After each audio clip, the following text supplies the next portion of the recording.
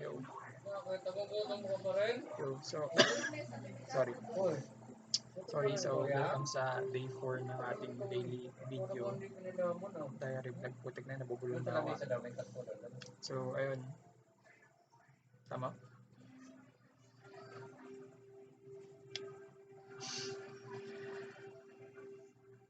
So, ayun, nakita mo ako nakangiti ngayon kasi masaya ako.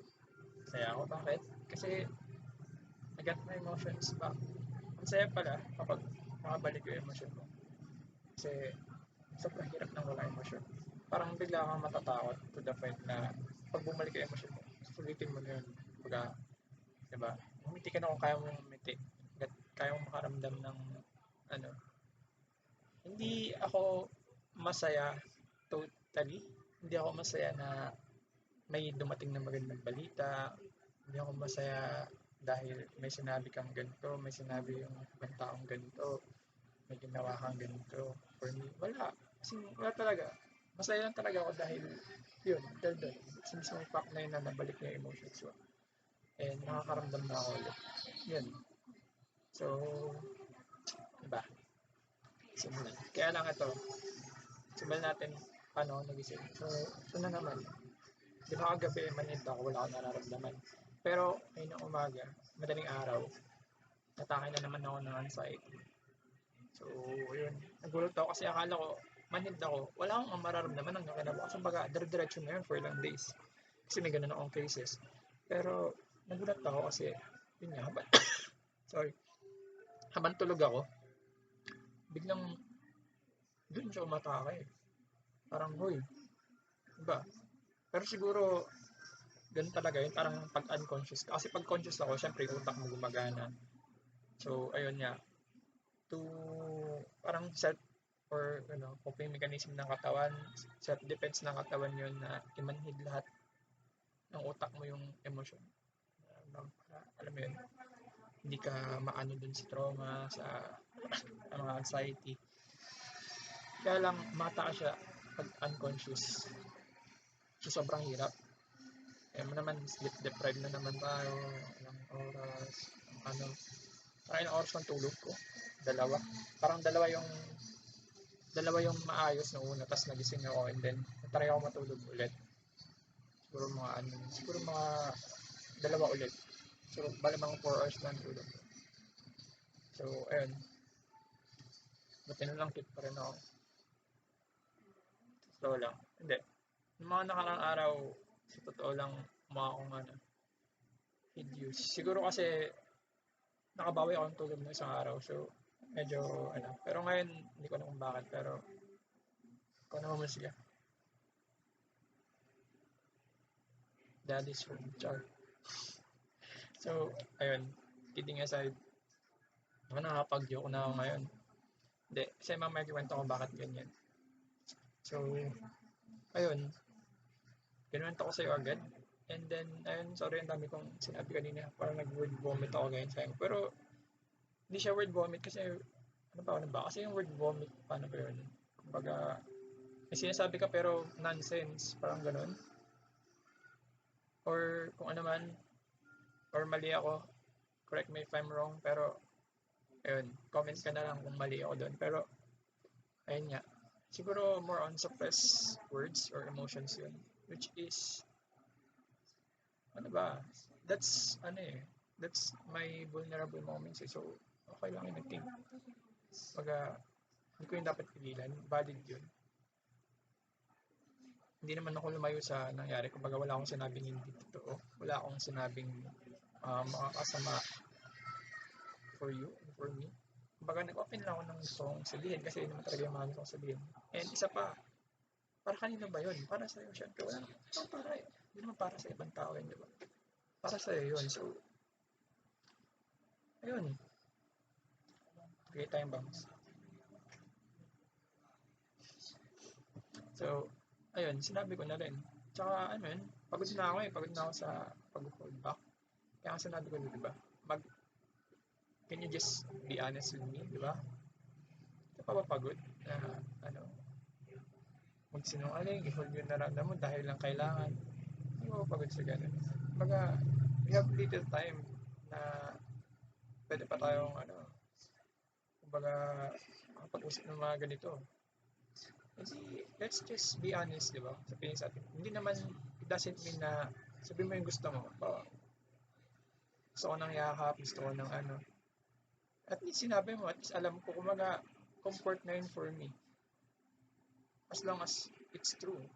Kung totoo talaga gusto mo. At least alam ko na ganun. Yun lang naman yung gusto ko. Hindi naman forget, gusto ko na yakap, ganito, ganyan. Gusto ko ng, narinis ko yung ganito. Eh di naman, doesn't mean na kailangan natin magbalikan para gawin yung mga bagay na yun. Diba? Yung tayo mo, kumbaga, move forward pa rin tayo. Andun ako sa point na bakit kailangan pang magsinungaling? Kailangan pang mag-forward pa. Diba? Di, maging totoo na lang tayo sa sarili natin. Pwede ba yun? Yun lang naman inaano ko eh. Honesty and respect. Dalawang bagay lang. Sinabi ko naman. Kasi totoo lang, dyan nawawala yung feelings ng mga lalaki sa mga babae. Sa babae, iba rin eh. Iba rin. Pero, syempre, pwedeng same din. Pero, ang mga lalaki, ayan lang yan. Usually, sa mga taong mahal nila, hindi yan agad-agad susukay. Gano'n may tulak palayo. Kung talaga mahal ka niyan. And, kahit hindi mo yan pakitaan ng pagmamahal, as long as you show them respect, as long as you show them honesty, talaga mahal ka niyan, hindi ka niya niiwan. Hindi ka niyan, susukuan. Kumbaga, sa'yo pa rin yan, kahit hindi mo pakitaan yan ng kahit magalit ka dyan araw-araw.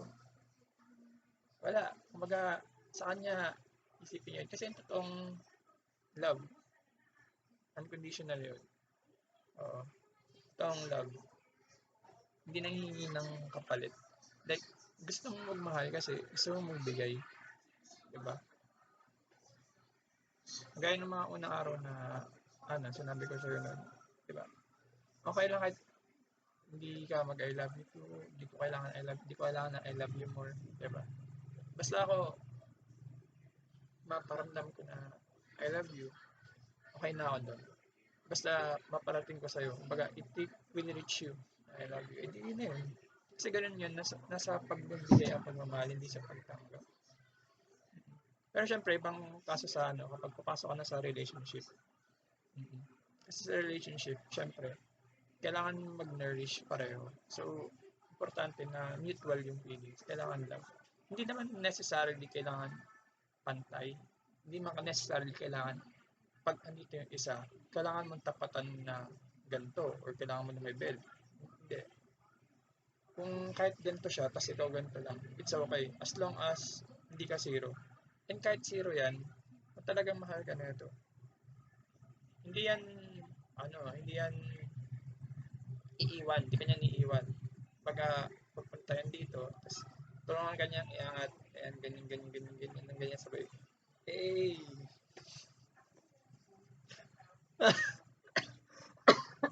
Cut yun, cut. So, ayun. Ay, ang saya, may emotion na ulit. Samantalin mo na ngayon, baka ngayon mo na makita nakangiti. Alam mo bukas wala naman ako emosyon. May kita mo naman dito sa diary vlog, wala naman ako emosyon. Pag nakagano. Power face na naman ako. Hindi ko magaya yung walang emosyon kapag may emosyon ako.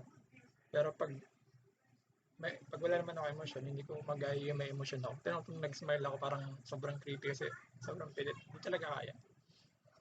Ang saya lang. So, ayun. Sorry kanina umaga. Gano'n. Pero, tapos tayo doon. Sorry. Naubo pa rin ako kasi minom akong tubig kahit ito yung lalamunan ako pag kaya galing akong jogging kanina. Tapos uminom mo ng tubig. Kaya ganito, parang yung lalamunan ko ay parang nabigla. Pero sarap eh. Yun. So at least marami ako ng tubig. Yun lang yun. Ikaw, uminom ka ba ng tubig? Naku, nawala lang eh.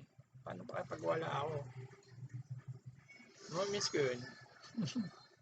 Yun line natin na yun na paano na lang pag nawala ako? So paano na yan pag nawala ako? Gagalit na nang papaalala. Di masaya ka na naman yan kasi hindi mo na kailangan mairita. Ayun na. Pero alam ko, pag di ka kumakain, pag malakas ang connection, minsan nawalaan ko siya. So, baka mali maramdaman mo rin na magagalit ako. Parang bigla mo siya marirealize or pick up na kahit wala magsabi sa'yo na magagalit sila pag di ka kumain. Bigla mo na marirealize na parang may galit ka nang kumain ganyan. Lord, help me. Help me with this. Saya-saya ko, no? Pero, ayun nga. Basta maghapon kasi ganito ganyan. May emotion ako. Tinry ko mag self-introspection. And, ayun, parang nakatulong siya. Kumbaga, nakapag-grieve ako ng maayos dun sa nangyari and all. And, alam mo yun, meron akong na-realize, which is, ayun, hindi ko na pinupong sarili ko ng hatred. Kahit minsan I hate you, totoo yun. Sorry, not sorry. Minsan I hate you na, kasi nakakainis na din. Pero, alam mo yun, kahit ganun, putik na yan, inintindi pa din kita. Hindi ko alam, sinubukan pa na kita intindihan kasi baka you're just being misunderstood. Baka ako din, may mali din ako. And ako, I will say sorry kung ganun. So, ayun lang. The whole day okay naman. So, ayun.